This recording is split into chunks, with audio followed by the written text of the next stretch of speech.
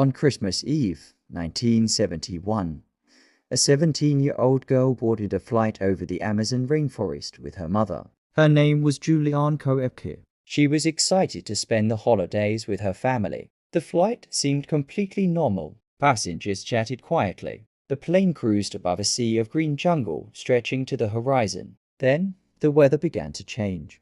Dark storm clouds gathered ahead. Lightning flashed around the aircraft. Turbulence shook the cabin. At first, the passengers were nervous. Then they became terrified. The plane entered the heart of a violent thunderstorm. Rain pounded the windows. The aircraft shook uncontrollably. Suddenly, a blinding flash of lightning struck the plane. A deafening explosion echoed through the cabin. The aircraft began to break apart in midair. Passengers screamed. Luggage flew through the cabin. Within seconds, sections of the plane were torn away. Juliane was still strapped to her seat. Then she was falling. 3 miles above the Amazon rainforest. She plunged toward the jungle below, spinning through the air, surrounded by pieces of the destroyed aircraft.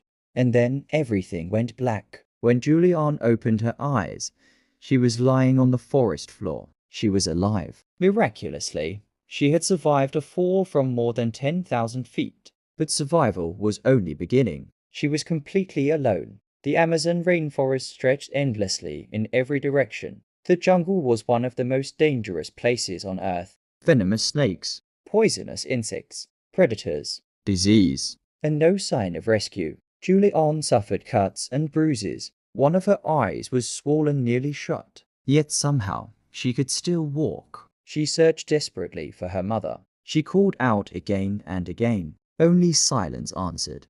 As night fell, strange sounds filled the jungle. Insects buzzed. Animals moved through the darkness. The rainforest felt alive. Most people would have panicked, but Juliane remembered something important. Her parents were scientists who had spent years studying the Amazon. They had taught her survival skills. One lesson stood out. If you're lost in the jungle, find water. Eventually, water leads to people. The next morning, she began searching for a stream. After hours of walking, she found one. A small trickle of water moving through the forest. She followed it, day after day. The stream became larger, then larger still. The jungle was relentless. Mosquitoes covered her body. The heat was exhausting. Food was almost impossible to find. Yet she kept moving.